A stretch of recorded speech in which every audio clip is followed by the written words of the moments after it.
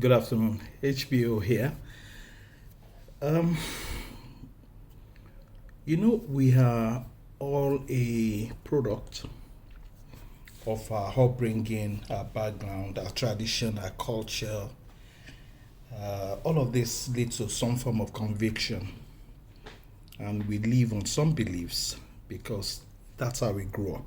That's the life we know. Um, how do we now know if the life we know is the right life? That's where the questions of morality comes in, which I believe that religion comes to do to help us to put things right. Tells us what to do, how to live, love your neighbor, live well, live peacefully with your friends and neighbor. You want to be a friend, be friendly first, all that kind of thing. So it means that you need to run a check on where you stand to be sure that you're standing in the right place. Okay?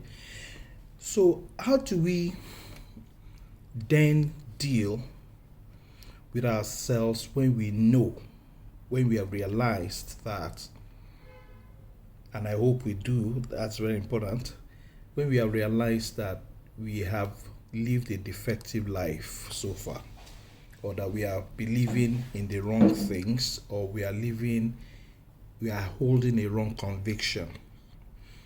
By the way, the best thing you can do for yourself in life is to self evaluate. Check yourself. The best gift you can give yourself is check yourself to be sure you're right and you're living rightly. So if you've found out that you're living or you've been coming from a defective angle, what do you do? What do you do? Number one, you must acknowledge. You must acknowledge that, oh God, I'm not doing it right. You can't deny the fact. You can't lie to yourself. You can't live in denial and solve a problem. You can't. There's a part of, the Bible which I read, and I know there are some stuff like that in the other books, holy books, that says that all the sick came to Jesus and were healed. Now, it takes acknowledgement that, oh yes, this person is sick before he can stand up and go to find help. Before you can stand up and go to Jesus, you must have acknowledged that you're sick.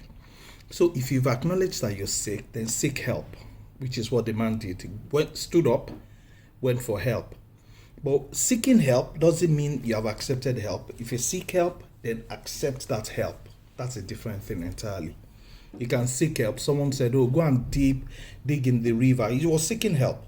And then he said, oh, go and dip yourself in the river 7 times. And how can I go? Me, general, how can I go and dip myself in the river? He sought help, but he's not accepting the help. It's different. So how can I go and dip myself in the river 7 times? I have many rivers in Samaria. I could have done that over there. Why am I coming here to do that? And it took someone else to convince him to take that help. That's the difference. So when you accept that help, then remember every time that you come to the bridge of decision making, should you do the way you used to do before or do differently, remember that you were seeking help and you have to take the help that you sought.